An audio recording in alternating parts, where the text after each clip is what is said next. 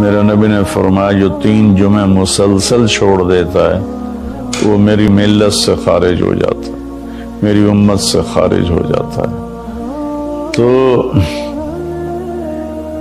میں اپیل کروں گا ان بہن بھائیوں سے جو نماز میں سستی کرتے ہیں، کم از کم جمعہ ضرور پڑھ لیا کریں۔ عورتوں پہ جمعہ فرض نہیں ہے، مردوں پہ فرض ہے۔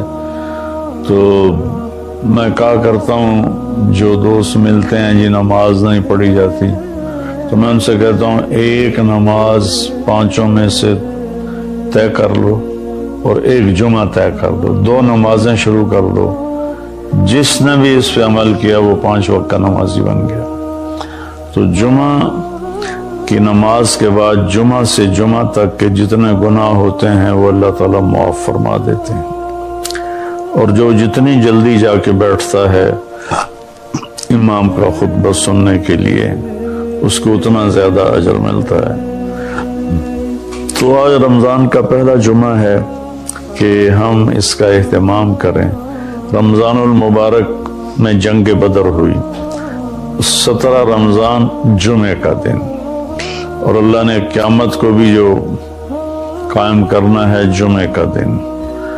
تو ہر دن اللہ کی بارگاہ میں بابرکت ہوتا ہے اگر ہم اس میں اللہ کی مان کے چل رہے ہیں، اور رمضان شریف میں خاص طور پر، اور پھر جمعہ ہو تو خاص طور پر اس میں ہم اپنے عبادت کو بڑھائیں۔ درود شریف جمعے کے دن کا مبارک عمل ہے کثرت سے درود شریف پڑھنا، اور 300 دفعہ جو درود شریف پڑھ لیتا ہے وہ کثرت میں شمار ہو جاتا ہے، اوپر کی کوئی حد انتہا نہیں ہے۔ ہمارے ایک رشتہ دار تھے، وہ انتقال ہو گیا، اللہ ان کو درجے بلند کرے۔ وہ روزانہ ایک دن میں 10,000 دفعہ درود شریف پڑھا کرتے تھے، ہر وقت تسبیح ان کے ہاتھ میں ہوتی تھی، اور روزانہ 10,000 دفعہ درود شریف پڑھا کرتے تھے۔ تو میرے بہن بھائیوں، میرے عزیزوں، اللہ تعالیٰ نے ہمیں ہر نماز کی بڑی اہمیت بتائی ہے، ہر نماز کی، لیکن خاص طور پر جمعے کی بڑی فضیلت ہے، اور جمعہ بھی رمضان المبارک کا ہو تو اور زیادہ وہ باعث برکت ہے، قابل رحمت ہے۔ تو روزے کا بھی اہتمام ہو اور ساری نمازوں کا اہتمام فرمائیں، کوئی با جماعت پڑھنے کی کوشش کریں، کوئی جماعت سے رہ جائے تو پھر اس کو چھوڑیں نہیں، اسے ضرور پڑھ لیں، کہ نماز کی اللہ تعالیٰ نے جتنی تاکید قرآن میں کی ہے اور کسی کی اتنی تاکید نہیں کی۔ اور اللہ تعالیٰ نے 10 دفعہ اقیم الصلاۃ اقیم الصلاۃ اقیم الصلاۃ وآتوا الزکاۃ، تو 10-12 دفعہ اللہ نے قرآن میں براہ راست حکم کیا اقیم الصلاۃ وآتوا الزکاۃ۔ اور ادھر اللہ پاک کی رحمت کے دروازے کھلے ہوئے ہیں، اللہ کا عرش پہلے آسمان پر ہے، جنت کے دروازے کھل چکے ہیں، جہنم کے دروازے بند ہو چکے ہیں۔ اور میرے نبی کا فرمان ہے کہ اگر میری امت کو پتہ چل جائے رمضان کیا ہے تو تمنا کریں گے کہ سارا سال ہی رمضان ہو، اتنی اللہ کی رحمت ہوتی۔ اللہ نے فضل فرمایا، صرف 1 مہینے کے لیے ہمیں اللہ تعالیٰ نے اس کا پابند کیا۔ تو میرے بھائی بہنوں، اس مہینے کو قیمتی بناؤ، کسی سے ہم لڑے ہوئے ہیں ہم صلح کر لیں، مرنے والے سے پوچھو کہ لڑائی کا کیا نقصان ہوتا ہے، مرنے والے سے پوچھو دنیا کی دوڑ کا کیا نقصان ہوتا ہے، مرنے والے سے پوچھو ماں باپ کی نافرمانی کا کیا انجام ہوتا ہے۔ امام بخاری رحمۃ اللہ علیہ نے ایک واقعہ نقل کیا ہے کہ ایک گاؤں میں ایک نوجوان کو دفن کیا گیا، تو عصر کے بعد اس کی قبر پھٹتی اور وہ قبر سے نکلتا، اور اس کا چہرہ گدھے کا ہوتا تھا، اور وہ 3 دفعہ گدھے کی آواز میں آواز نکالتا تھا، پھر وہ قبر میں گرتا تھا، قبر مل جاتی تھی۔ تو لوگوں نے اس کی ماں سے پوچھا کہ یہ کیا چکر ہے؟ تو اس کی ماں نے بتایا کہ شرابی تھا، شراب پیتا تھا، تو میں اسے روکتی تھی نہ پیا کر، تو وہ آگے مجھے کہتا تو کیا گدھے کی طرح आवाज़ें निकालती रहती है, मुझे न सुनाया करो। तो अल्लाह ताला ने थोड़ा सा उसका अंजाम दिखा दिया कि माँ बाप को इस तरह तकलीफ़ देने से क्या होता है। तो भाइयों, एक तो हम नमाज को ज़िंदा करें। मेरे नबी ने कहा जुइलत कुर्रतु ऐनी फिस्सलाह, नमाज रोज़े से बड़ा फ़र्ज़ है, मेरी आंखों की ठंडक नमाज में है। और जब आप दुनिया से तशरीफ़ ले जा रहे थे तो आपने पूरे दीन को दो लफ्ज़ों में बयान किया, एक है हुकूकुल्लाह, एक है हुकूकुल इबाद, और एक है बंदगी और एक है मुआशरत। तो आपने फरमाया अस्सला, जब आप दुनिया से तशरीफ़ ले जा रहे थे आपने हज़रत अम्मा आयशा रज़ियल्लाहु अन्हा अलैहिस्सलाम के सीने पर यूं सर रखा हुआ था इस तरह करके ऐसे, और अम्मा आयशा ने आपको सहारा दिया हुआ था, अपने सीने पर लटाया हुआ था। तो आप फरमा रहे थे अस्सला व मा मलकत ऐमानुकुम, मेरी उम्मत एक नमाज ना छोड़ना और एक मेरी उम्मत के गरीब तबके पर रहम करना, उनके साथ आसानी का सलूक करना, उन पर सख्ती ना करना, उनसे नरमी का सलूक रखना। फिर अस्सला व मा मलकत ऐमानुकुम, नमाज ना छोड़ना, नमाज ना छोड़ना, नमाज ना छोड़ना। और आखिरी अल्फाज भी यही थे अस्सला अस्सला अस्सला, नमाज नमाज नमाज। फिर फरमाया अल्लाहुम्मा रफ़ीक़ल आला। वालिया होता है, वो आम तौर पे एक मीठा जहर है जो उस बेचारे को पिला दिया जाता है। उसकी हैसियत से बढ़कर उसका तारुफ कराया जाता है, उसकी हैसियत से बढ़कर उसकी तारीफ की जाती। वो फिर ये समझने लगता है शायद मैं वाकई ऐसा ही हूँ। फिर वो अल्लाह की नज़रों से गिरना शुरू हो जाता है।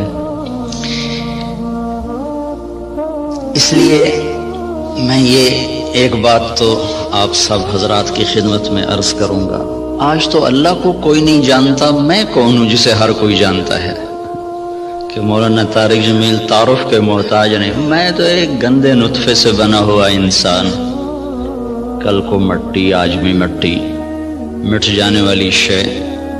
आज की दुनिया तो ऐसी गफलत की दुनिया है कि अल्लाह को कोई नहीं पहचानता। इस वक्त तो अल्लाह भी मोहताज तारुफ हो चुके हैं। मोहताज का लफ्ज़ मेरे आपके लिए ना कि अल्लाह की ज़ात, कि अल्लाह तो हर चीज़ से पाक ज़ात है, लेकिन जो उसको मानते हैं आज वो भी अल्लाह को नहीं जानते कि अल्लाह कौन है। तो मैं और आप तो बड़े ही छोटे इंसान हैं, हमारी कोई हैसियत नहीं है। तारुफ ज़रूर करवाया जाए पर बड़े नपे तुले अल्फाज के साथ, जिससे अगले का मिजाज ख़राब ना हो, बल्कि वो भी अपनी हैसियत में रहे, अपने दायरे में रहे। हमारे उस्ताद साहब रहमतुल्लाह अलैह जिनसे बुखारी पढ़ी, वो फरमाया करते थे इल्म की दो किस्में हैं। एक वो जो किसी के ज़रिए से हासिल हो, उसको कहते हैं हुसूली, हासिल हुआ। एक वो जो मैं खुद जानता हूँ, उसे कहते हैं वजूदी। वज़न में वजूदी इल्म की ताकत हुसूली इल्म से ज़्यादा होती है। एक चीज़ मैं खुद देख रहा हूँ, एक बता रहा है, दोनों में फ़र्क है। शुनीदा कैबवन मानिंद दीदा, ये एक फ़ारसी की मिसाल है। इसी को अरबी में लैसल ख़बर कल मुआयना, देखा सुना बराबर नहीं है। तो इल्म वजूदी की ताकत हुसूली से ज़्यादा होती है, सिवाय एक जगह के, जब आदमी की तारीफ होती है उन चीज़ों के साथ जो उसमें नहीं है, तो वो वहाँ बेचारा धोखा खा जाता है। वो समझता है ये जो कह रहे हैं ना ठीक ही कह रहे हैं, हालांकि वो अच्छी तरह जानता है कि मैं ऐसा नहीं हूँ जैसा ये कह रहा है। लेकिन थोड़ी देर के लिए उस पर भी एक नशा तारी हो जाता है, वाकई ऐसा ही हूँ। तो इसलिए मैंने ये अर्ज़ किया कि आप लोगों की तो मजबूरी, आपके पास अफसरान आते हैं, उनकी तारीफ ना करो तो फिर वो आपको कोई डोनेशन नहीं देंगे। उनको आप बढ़ा चढ़ा के अरस्तु ना बनाओ, जाली नूस ना बनाओ। ये वो पिछले दिनों ना जब वो हुकूमत ने तालीम मैट्रिक तक मुफ्त का ऐलान किया, तो मैं सियालकोट में हमारी जमात गई थी, तो वहाँ चॉकिंग हुई थी दीवारों पर, वक्त का सर सैयद परवेज़ इलाही। کہ بھائی اس سے بڑی بےزتی سر سید کی اور نہیں ہو سکتی۔ جس آدمی نے تن من دھن قربان کر دیا امت کو کسی رخ پر لانے کے لیے اور اس گرداب سے نکالنے کے لیے کہ یہ کچھ دنیا کو بھی سمجھنے والے بنے، ایک نواب صاحب کے پاس گئے چندہ مانگنے، وہ تھے مخالف ان کے، تو انہوں نے تمسخر اور ٹھٹھے کے طور پر اپنے پرانے جوتے ان کو ڈبے میں پیک کر کے دے دیے کہ آئیے آپ کی اسکول کے لیے چندہ ہے۔ وہ لے گئے علی گڑھ، کھول کے دیکھا تو پرانے جوتے، تو انہوں نے اس کو بازار میں فروخت کیا، وہ کوئی 4 آنے 8 آنے کے بکے، وہ جمع کر کے رسید کاٹ کر لیٹر میں ڈال کے بھیج دی کہ آپ نے جو ہمیں چندہ دیا تھا وہ ہم نے بازار میں بیچا، اس کے اتنے پیسے ہم نے وصول پائے، اس کی رسید آپ کی خدمت میں پیش کر رہا۔ جو آدمی ایسے ذلیل ہو کہ اسی کنارے پہنچا ہو، وقت کا سر سید پرویز علیہ، میں کہ اس سے بڑی بےزتی آج تک سر سید کی نہیں ہو سکتی۔ تو خیر یہ ہمارے موضوع کی بات نہیں تھی، لیکن مجھے اپنی جان بھی تو بچانی ہے نا۔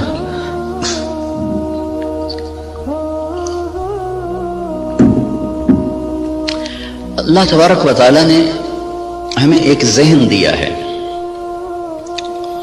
اس وقت ذہن یہ ہے کہ ہم اپنی محنت کا کماتے ہیں، محنت کا کھاتے ہیں، جو کماتے ہیں جو مرضی کریں، یہ ایک ذہن جس کو ہم سرمایہ داری کا نظام کہتے ہیں۔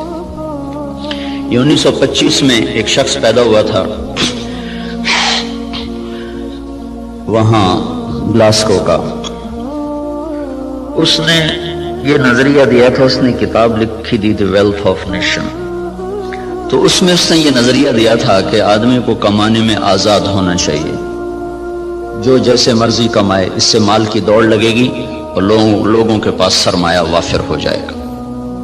ایڈورڈ سمتھ اس کا نام تھا۔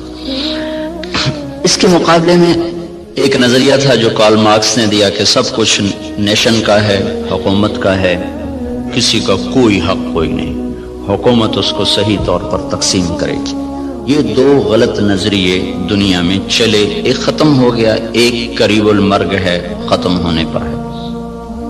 اسلام اس کے بیچ میں لاتا ہے، وَكَانَ بَيْنَ ذَلِكَ قَوَامًا، وہ درمیان میں لاتا ہے، وہ ملکیت اللہ کی ثابت کرتا ہے، نہ میری نہ حکومت کی۔ الملک للہ۔ ہمارے نبی جب صبح اٹھتے تھے نا تو آپ ایک دعا مانگا کر، صبح اٹھتے ہی اصبحنا واصبح الملک للہ والکبریاء والعظمۃ للہ والخلق والامر واللیل والنہار وما سکن فیہما للہ وحدہ اللہم اجعل اول هذا النہار صلاحا واوسطہ فلاحا وآخرہ نجاحا اسألک خیر الدنیا والآخرۃ یا ارحم الراحمین۔ ہمارے نبی نے جو ہمیں دعائیں سکھائی ہیں وہ بھی معجزات نبوت میں سے ہیں کہ اتنے خوبصورت اسلوب میں اللہ سے بات کرنا اور مختصر کلمات میں سب کچھ مانگ لینا، یہ صرف نبی سکھا سکتا ہے اور کوئی نہیں سکھا سکتا۔ تو صبح اٹھتے ہی کیا اعتراف عبودیت ہے، عبدیت ہے، اصبحنا واصبح الملک للہ۔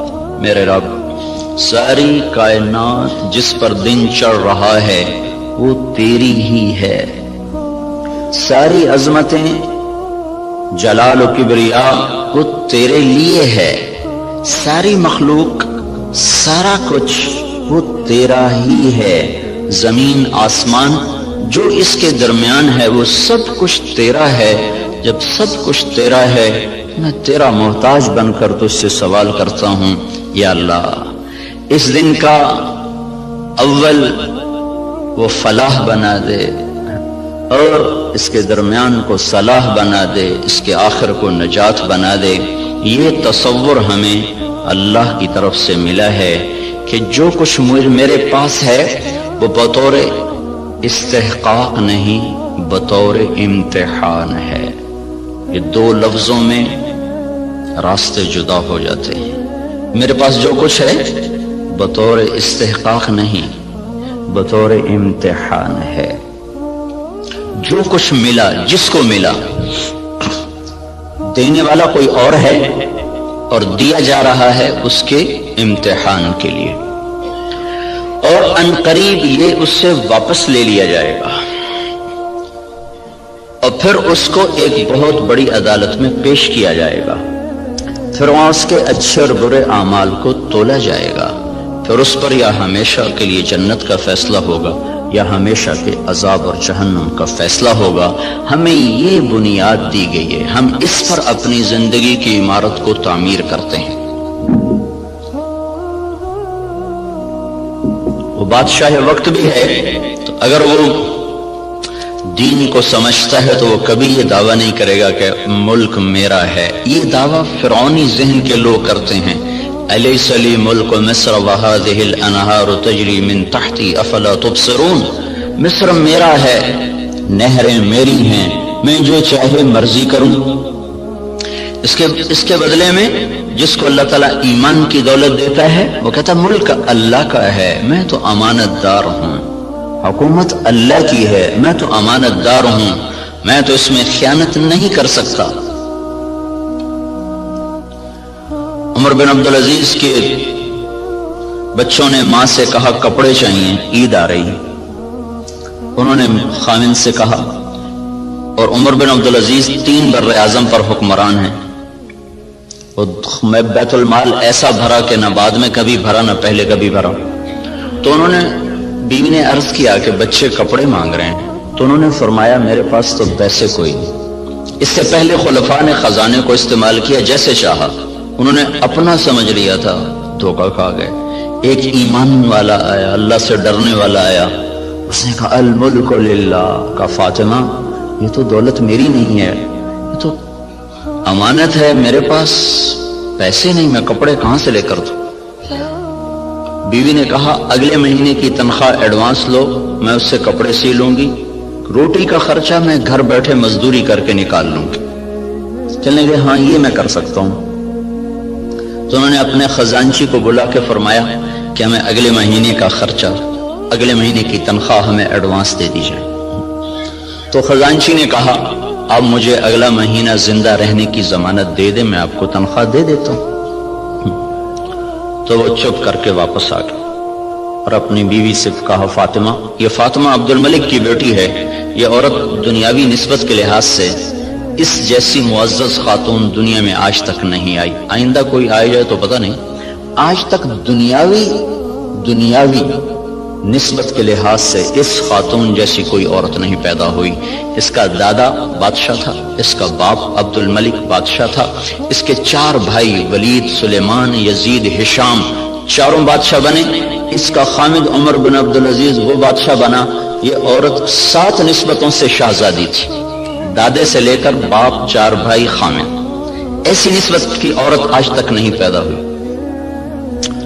اسے فرمایا فاطمہ بچوں سے کہہ دو کہ تمہارا باپ کپڑے لے کے نہیں دے سکتا، الملک للہ، ملک اللہ کا ہے۔ جب عید ملنے کے لیے خاندان کے لوگ آئے، بنو امیہ بڑے زوردار لوگ گزرے ہیں، تو جب لوگ آئے تو خاندان کے لوگ آئے تو بچے بھی ملنے کے لیے آئے، تو ان کے وہی خستہ حال کپڑے تھے۔ تو عمر کہنے لگے بیٹو تمہیں آج صدمہ تو ہوگا کہ تمہارے باپ نے تمہیں کپڑے لے کر نہیں دیے، اور آج تم اوروں کے سامنے کھڑے ہونے میں کچھ سبکی محسوس کر رہے ہو۔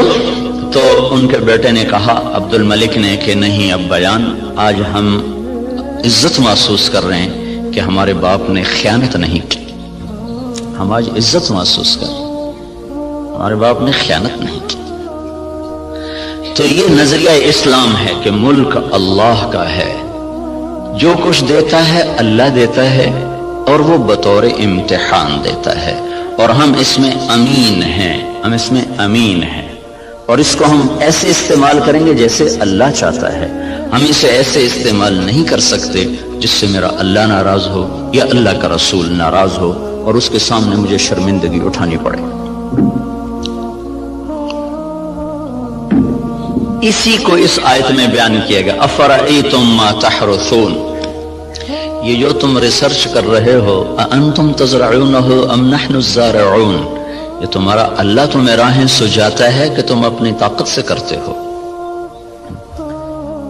یہ وہی نظریہ کہ جو کچھ ہے اللہ کا، بھئی ہماری کوشش ہے، ہماری کوشش ہے اس کو برابر کرنے والا، اس کو پھل دینے والا وہ اللہ ہے۔ اَأَنْتُمْ تَزْرَعُونَهُ، بولو تم ہو یہ زراعت کرنے والے، ام نحن الزارعون، یا ہم ہیں زراعت کرنے والے۔ ان اللہ فالق الحب والنوا، کسی سائنسدان میں یہ طاقت ہے کہ زمین میں پڑے ہوئے دانے کو پھاڑ کے دکھا دے؟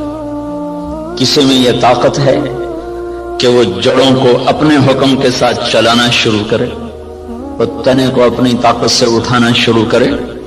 کسی میں یہ طاقت ہے کہ وہ زمین کی رگوں سے غذا کو سمیٹ کر درخت کو پہنچائے اور پھر اس کے اندر رنگ بھرے، اس کے اندر ذائقے بھرے، اس کے اندر مٹھاس بھرے اور اس کے اندر تاثیرات کو بھرے، اس کے اوپر چھلکے کو لائے، کسی کو کاشوں میں بھر دے، کسی کو دانوں میں بھر دے، کسی کو میں گٹھلی بنا دے، کسی کو میں مٹھاس ڈال دے، کسی میں کھٹاس ڈال دے؟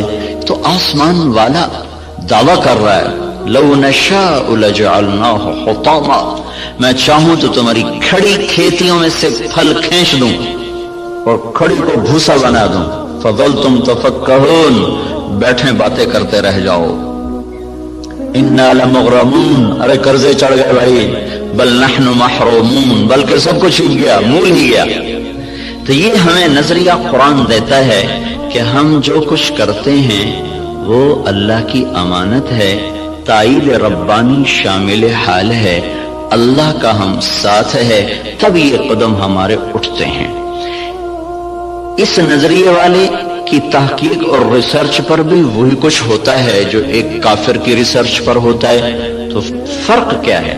اس نظریے کے ساتھ ایوب ریسرچ آنا اور اللہ کے انکار کے ساتھ کسی لیبارٹری میں جانا، نتیجہ تو دونوں کو اللہ دے دیتا ہے، اس کو بھی دے دیتا ہے، اس کو بھی دے دیتا ہے۔ تو لیکن اس کا فرق کیا ہے؟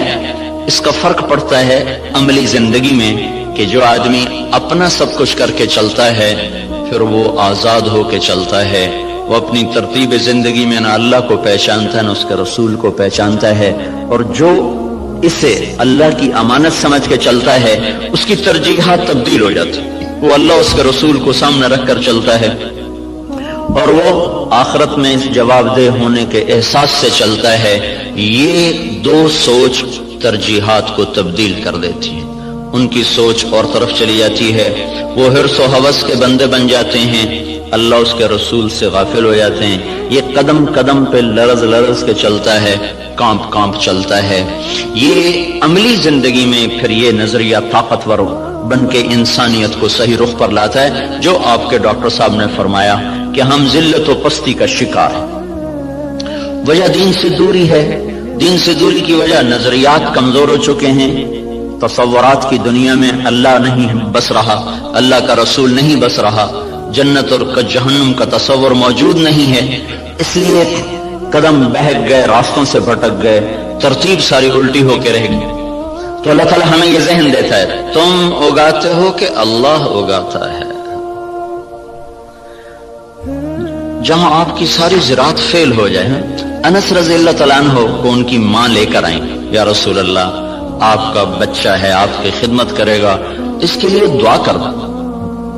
تو آپ نے فرمایا اللہم بارک لہو فی عمرہ و مالہ، اللہ اس کے مال میں عمر میں برکت دے دے۔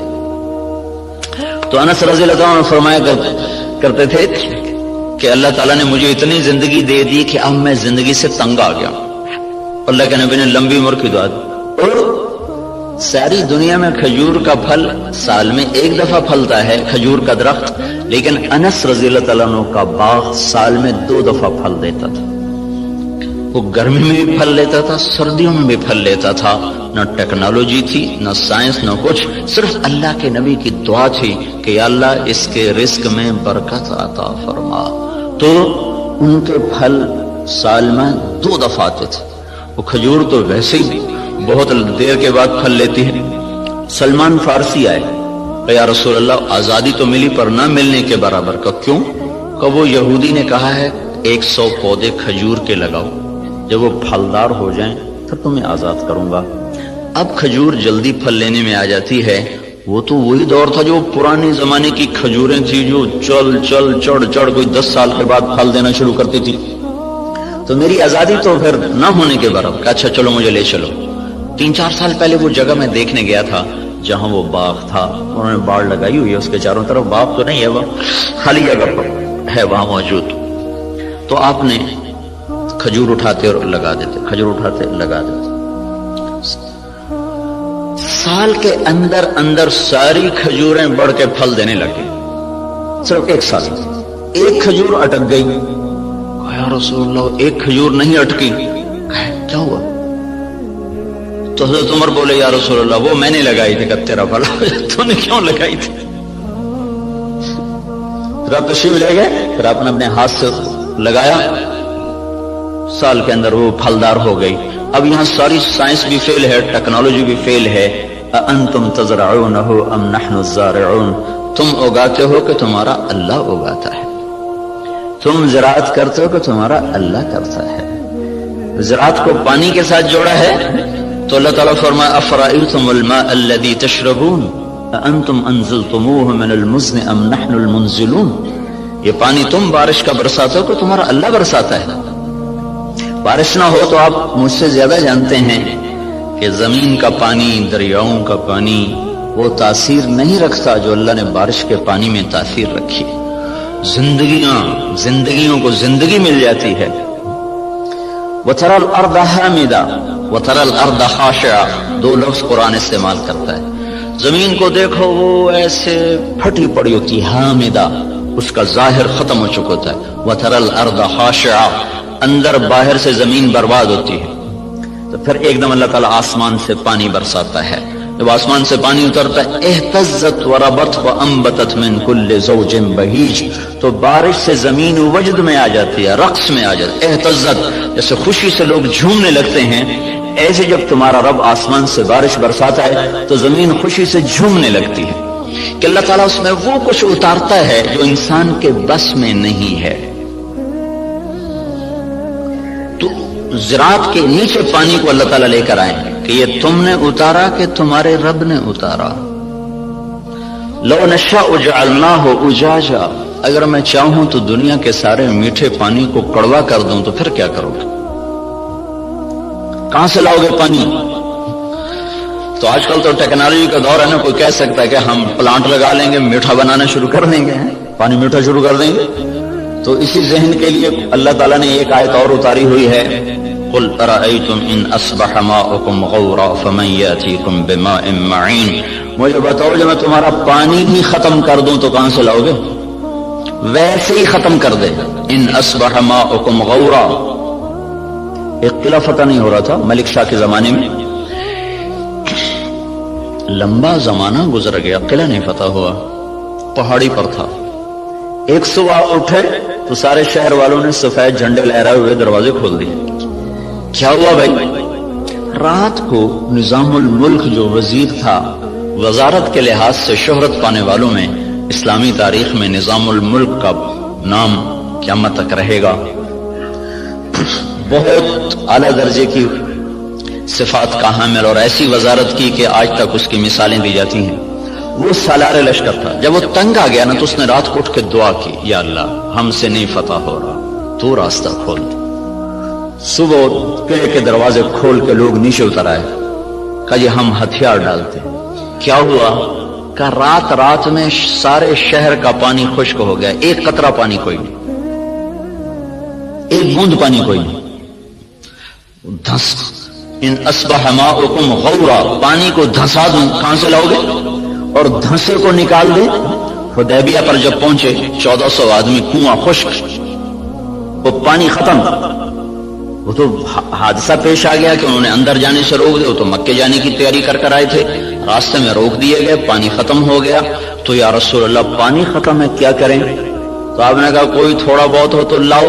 تو ایک آدمی تھوڑا سا پانی لے کر آیا تو آپ نے منہ میں ڈال کے خشک کنویں میں کلی کی تو کنویں کا پانی ابلتا ہوا باہر اٹھتے اوپر تک آ گیا.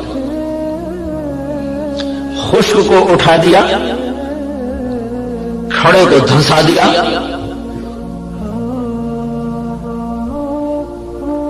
ایک شخص جا رہے ابو الحسن نام مجھے پوری طرح یاد نہیں، راستے میں تھے جنگل میں، پیاس لگی، पानी की तलाश में कुएं पर पहुंचे,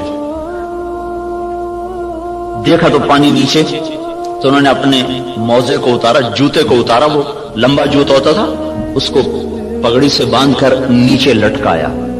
नीचे लटकाया तो पानी नीचे था, वहां तक जूता नहीं जा सका। तब परेशान होकर बैठ गए, अब क्या करूं, प्यास से जान जा रही। इतने में एक हिरन दौड़ता हुआ आया, उसने आकर तेजी के साथ पहले यूं नीचे नजर दौड़ाई तो पानी बहुत नीचे, फिर सीधा ऐसे आसमान को देखा, ऐसे यूं देखना था कि पानी फव्वारा मारता हुआ मंडेर के साथ आके लग गया। तो उसने पिया, इन्होंने भी पिया। तो इनको दिल में ख्याल आया, ये क्या चक्कर है, ये जानवर इसके लिए इतना इकराम और मैं इंसान और ईमान वाला, मेरे लिए तो ये हुआ नहीं, जानवर के लिए जो हो गया। तो एक आवाज सुनी तो रस्सी और डोल के सहारे ढूंढता रहा। उसने सीधा अपने रब को पुकारा। अल्लाह पुकारने वालों की ऐसे ही सुनता है।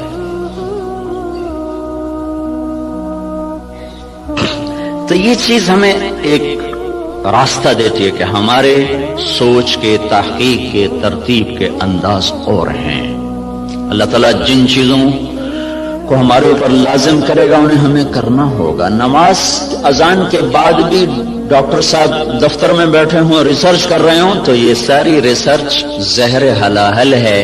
अब इसका इंसानी खिदमत से ताल्लुक खत्म हो चुका है। अल्लाह की निदा के बाद भी तहकीक चल रही हो, अल्लाह की सदा के बाद भी दफ्तर चल रहा हो, तो ये सारी बरकतें अपने साथ लेके चला जाएगा। अब हमारे लिए हुक्म है बंद अजान बाहर देने का हुक्म है। मस्जिद के अंदर अजान देना मकरूह है। बाहर बिलाल रज़ियल्लाहु तआला अन्हु मस्जिद के साथ एक कोठा था, एक साहबी का घर था, उसकी छत पे चढ़ के अजान दिया करते थे कि अजान बाहर की जिंदगी को मुअत्तल करने के लिए है और मस्जिद की जिंदगी को आबाद करने के लिए है। हय्या अला सलाह के बाद अब ना कोई दुकानदार, ना कोई ताजर, ना जमींदार, ना कोई मर्द, ना कोई औरत, जो जहां पर है उससे हुक्म है कि हाथ उठा ले और चले उस रब की तरफ जो कह रहा है हय्या अला सलाह, आओ नमाज की तरफ। यहां क्या मिलेगा? यहां तो हम बहुत कुछ काम कर रहे हैं, लोगों की खिदमत कर रहे हैं, रिसर्च कर रहे हैं, यहां क्या मिलेगा? तो इस सवाल का जवाब अगले दो जुमलों में दिया गया, हय्या अलल फलाह, आओ यहीं से कामयाबी मिलेगी। मैं चंद दिन पहले गया था, जरा यूनिवर्सिटी वाइन को किस्सा सुनाया था।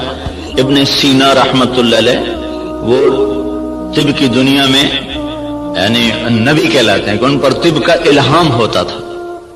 उस शख्स का बनाया हुआ निजाम तिब और उसके कवानीन आज भी मोतबर और मुस्तनद समझे जाते हैं।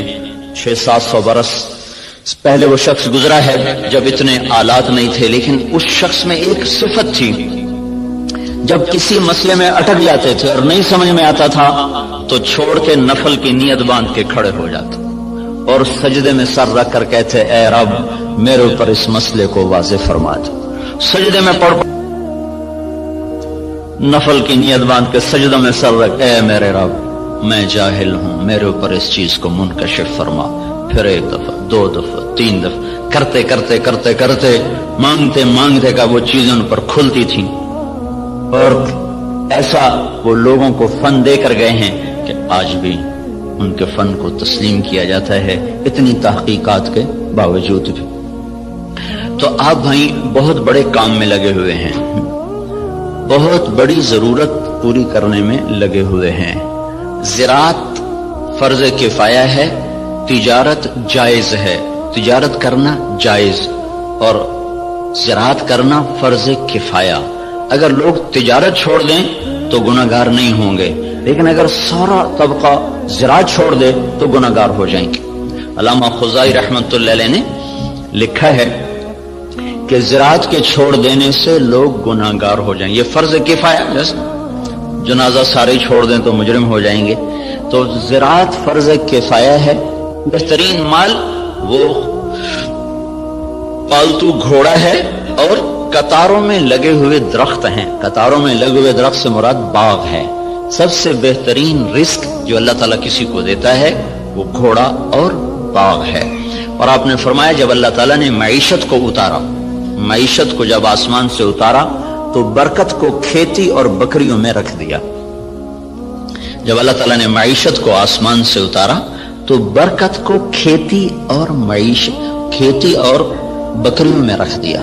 سعد بن معاذ رضی اللہ تعالیٰ عنہ تشریف لائے تو آپ نے دیکھا ان کے ہاتھوں پر وہ کسی چلانے کے نشان پڑے ہوئے تھے. تو آپ نے کہا سعد کیا ہے یہ؟ کہا جی یہ کسی کے نشان ہے، میں زمین کھودتا ہوں، گوڑی کرتا ہوں. گوڑی کرتے نا زمانے میں ہاتھوں سے کرنا، یا رسول اللہ وہ میں خود کرتا ہوں، اس کے کرنے کی وجہ سے یہ میرے نشان پڑ گئے ہیں، بچوں کی روٹی کماتا ہوں. تو آپ نے ان کا ہاتھ لے کر ایسے چوما اور کہا اس ہاتھ پر جہنم کی آگ حرام ہے.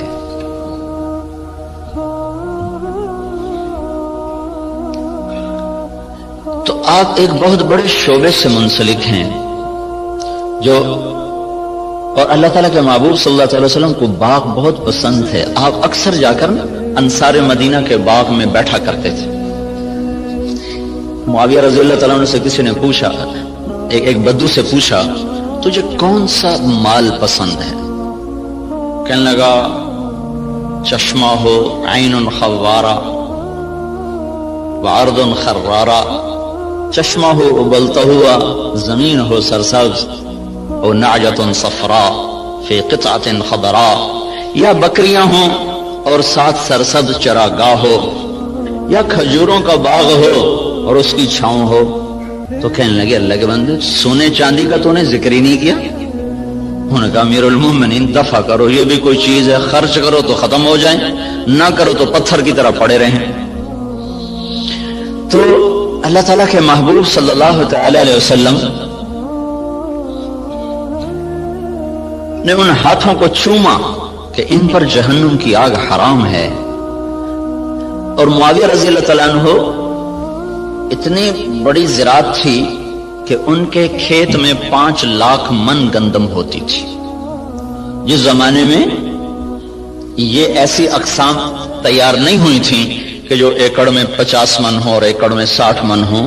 وہ ایک پرانی ہم نے بھی تھوڑی سی رکھی ہوئی ہے باپ دادے کی 591، وہ بس ہم اپنے کھانے کے لیے 2 ایکڑ کاش کر لیتے ہیں، 15-20 من ایک ایکڑ سے وہ ہوتی. یہ اقسام نہیں تھی اور اس کے باوجود 5 لاکھ من گندم ان کے فارم سے نکالی جاتی تھی. اور عمر رضی اللہ تعالیٰ عنہ جب خلیفہ بنے تو انہوں نے اپنے ساتھ تھوڑا بہت اپنا کام کرتے تھے، تو چلتے چلتے چلتے ان کی سالانہ جو آمدن تھی وہ 40,000 اونٹ تھے. 40,000 اونٹ عمر رضی اللہ تعالیٰ عنہ کے سارا سال وہ چراگاہوں میں چرتے رہتے تھے، اور روزانہ 20 اونٹ ذبح کر کے مہمانوں کو کھلایا کرتے تھے، اور خود مہینے میں 1 دن گوشت کھاتے تھے. اپنی ذات کے لیے مہینے میں 1 دن گوشت، اور مہمانوں کے لیے روزانہ کا دستور تھا. 20 اونٹ روزانہ ذبح ہوتے تھے اور لوگوں کو کھلایا جاتا تھا. تو یہ تحقیق اور ریسرچ تو سب کچھ ہے اور بڑی جان بھی لگ رہی، اور خود ہم دیکھ رہے ہیں کہ ہماری 5 من کپاس ہوتی تھی، اب وہی 30 من ہو رہی ہے، 35 من تک چلی جاتی ہے. ہماری 15-20 من گندم ہوتی تھی، وہ 60 من تک خود میرے اپنی زمین میں نکلی ہے. اوسط کے لحاظ سے تو نہیں، لیکن 2, 4, 10 ایکڑ ایسے ہر دفعہ دیکھے کہ 60 من تک گندم چلی گئی، 100 من تک مکی چلی گئی ہے. لیکن وہ جو ڈاکٹر صاحب نے بات کی تھی کہ ذلت تو ساتھ نہیں چھوڑ رہی، وہ تو اسی طرح چھائی ہوئی ہے. اتنی فراوانی کے باوجود ذلت سروں سے جا ہی نہیں رہی، کہ اس کے لیے ایک اور نظام ہے، اس کے لیے اور اسباب ہیں. اس ریسرچ و تحقیق و تدقیق کے ساتھ ایک نظام اور ہے، وہ ہے اللہ اس کے رسول کی پسندیدہ ترتیب زندگی کو بھی سیکھنا اور اس کو بھی اپنی زندگی میں شامل کرنا، اور اس کو لے کر ساری دنیا میں پھرنا. اس امت کا جو کام ہے وہ ساری دنیا کے انسانوں کو اللہ کا تعارف کروانا اور اللہ کے دین کی طرف بلانا ہے. وہ پہلو ہمارا بالکل خالی ہو گیا ہے. میں مکہ میں تھا تو مجھے ایک ملے، اس کے PhD تھے ارضیات کے. ایک جگہ کھانے پہ ان سے ملاقات، وہ مجھ سے کہنے لگے آپ کے پاکستان کی جو زمین ہے ساری دنیا میں ایسی زمین کسی ملک کے پاس نہیں ہے جو اللہ تعالیٰ نے قدرتی اس کے اندر صفات رکھی ہیں، دنیا کے کسی خطے میں یہ صفات موجود نہیں۔ میں نے کہا آپ کی بات درست ہے، لیکن ایک اور ہمیں وائرس لگ گیا ہے جس نے ہماری ہر شے کو برباد کر دیا ہے، وہ بددیانتی اور خیانت کا وائرس ہے جو جان نہیں چھوڑ رہا۔ امریکن سنڈی بھی مر گئی اور کپاس کے وائرس کا بھی علاج ہوگا۔ تو بیوٹی کپاس میں نے اس دفعہ 10 ایکڑ کاشت کی تجربے کے طور پر، جس پر سنڈی ویسے ہی نہیں آئی، وہ نہیں آئی، ہم نے 10 ایکڑ کاشت کیا تجربے کے طور پر، اس پر سارے سیزن میں کوئی سنڈی کا اٹیک نہیں ہوا سوائے لشکری سنڈی کے۔